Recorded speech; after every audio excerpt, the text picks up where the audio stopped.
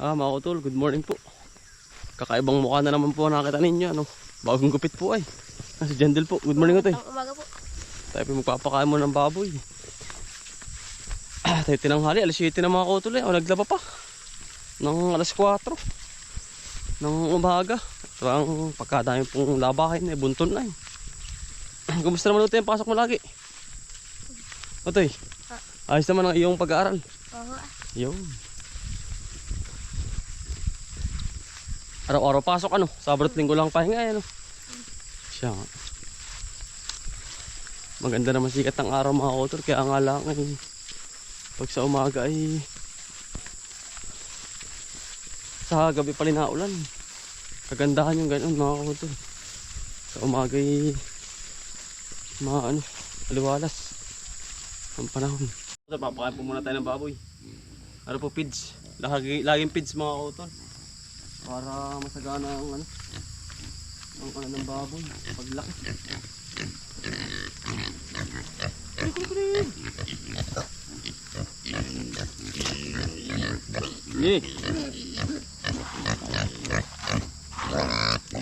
Sila pa.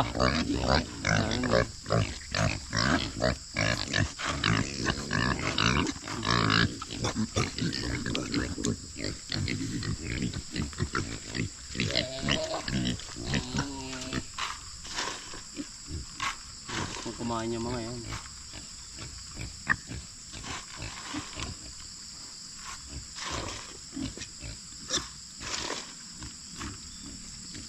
Mabilis pong lalaki mga kautol. Mga tari naman ingay.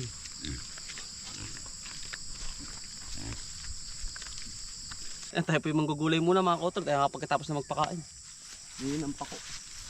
Ngayon mga kautol napapansin ko po marami po ngayong may mga sakit po ba. Gawa siguro ho ng mga kinakain din natin mga kautol. Yung po ba mga pure foods, yung mga pure foods mga kautol. Medyo marami ding laman na gamot. Ay siyempre din tayo sa safety mga kautol. Gulay lagi. Tulad ng pako mga kautol. Mamako muna tayo din. Isan.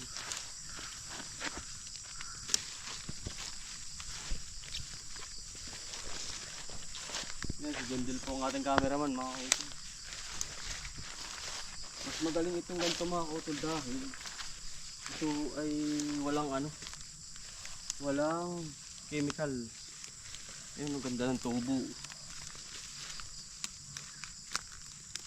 Kasi sa mga kinakain natin, talagang ang dami ng nilalagay na gamot. Totoo ito yun, gawa ng yun napapansin mo ito marami may sakit niyan. Ayan mga utol. Doble ingat din tayo sa ating mga kinakain. Lalo yung mga dilata. Mga utol, hindi ko naman pinagbabawalan kayo mga utol. Kumbaga, doble ingat po. At yung hirap po na may sakit. Doon dito naman mga utol, kung kailan dito lang sa amin hindi makakakuha kayo ng ganito pakulain mga utol na laging ulam namin. Ito ganito tamutoy. Yan po tamo, sariwang sariwa yung ganitong pako. Yan, kung curious lang po kayo kung nakakain kayo nito, comment po kayo. Marami po ditong uring pwedeng salad, pwedeng ginisa. Maraming luto itong pako. Yan. Sa mga taga-probinsya dyan, meron tayong ano ito yun. Pwede kang magdilaga. Aray, lipaw ito yun. Aray. Yan. Pwede ka pong magnilaga. Papaya. Iskabitsi. Approve na mga kautol yun. Maraming pamimilian pong gulay dito. Basta sa bukid ka. Dami. Ano ito eh? Ay, lipa ito eh. Dali ako. Dami nga pong lipa. Nadali ako ito eh. Sakit. Ay, yari mga kautol. Nadali tayo. Ito mo. Yun Nadali. Ingat po tayo pero ang sakit utoy. Hindi nga po, muntiyan na po ako. Hindi laging ulam may ganito sa inyo utoy. Hindi naman po. Nagugulay-gulay din kayo. Oo, nagugulay-gulay rin po. Malimit ay gulay yan utoy. Oo. Gawa ng malapit kayo sa bukod dito ang atira, ano? Oo. Yan, kagandaan. Marami, nakakalibre pati sa ulam, ano? Kaysa bibili mo pa sa bayan, ano? Dito ka na. Ang kulang na lang nito, ano ah? Anong tawag dun? Sibuyas lang. Saka tuyo, mga utol, tapa. Yan ang malimit na pagkasakit mga utol na ba? Nalipa tayo. Dito na may pamamamali, parang mamamaling ka lang mga utol ah. Kaya nga lang, dala mo yung kamay. Kamay lang ang dala mo. Hindi pera. Kamay lang. Kaya makakaminus-minus ka po. Sa mga, lalo ngayon, ang 1,000. Ay, wala po. Talagang kapag nabariyahan na, nabumuli ka ng pangkarne na ganun 300. Tapos isda, 200. Yari, 500 na. Ayan, ang bilis po eh. Talagang, sabi ko nga ba, pag wala kang diskarte mga kautol sa buhay, ay wala, ubos. Kaya surte pa rito sa bukid mga kautol dahil may pagkukunan pa tayo ng libre na ulam. Marami dito. Mayroon pa ko, may puso ng saging. May iba't iba. Marami basta dito makukuhanan mga kautol. Ubod, langka. Dati po kasi sabi ng aking nanay, sa kanil tatay, yung mga matatanda dati, yung magulang nila, walang sakit. Hanggang tumanda. Yung dati kapanahon po ng aking magulang nila, ay wala pong sakit hanggang sa tumanda. Ay ngayon ay kabataan, ay lagi pong may sakit. Dialysis, iba't iba pong sakit. Tiyan. Dahil sa pagkain po mga kautol, iwas po tayo sa mga gawa ng mga frozen, mga kautol lalo na. Yan po ang dahilan. Hindi ko na po pinagbabawal, pero iingat lang po namin kayo mga kautol. Kung kayo malapit sa amin, punta lang po kayo din eh. At manguha po kayo nga na rin. Libre po ito. Ay sa Maynila ay baka po, alam ko, kung sa ibang lugar, mahal po na rin. Lalo! Lagi. Iwas muna sa karne-karne ah. Ano? Aha? Laging gulay nga ay, paganda ka sa katawan. Hindi ba mangalo sa katawan ano? Natin mga kapitbahay mga utol.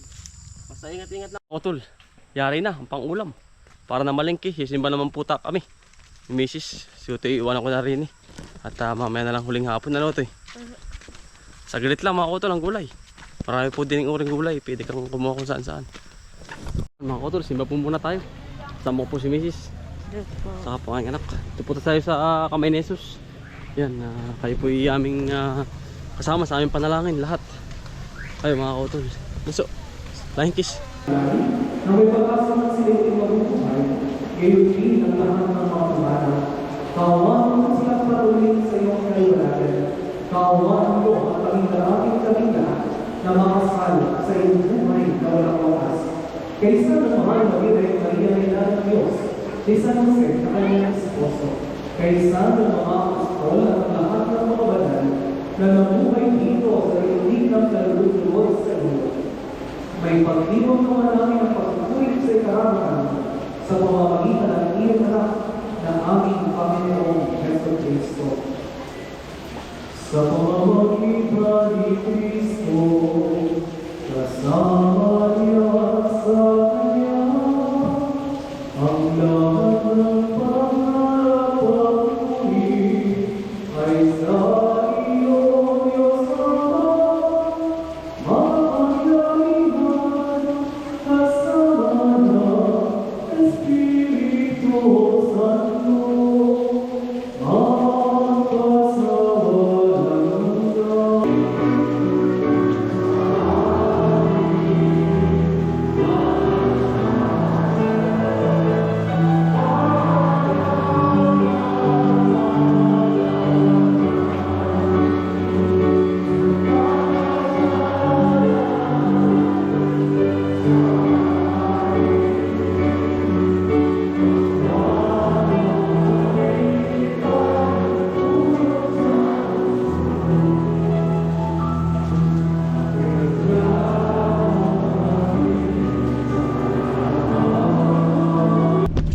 tapos na po kami sumimba. Ayan, asawa po.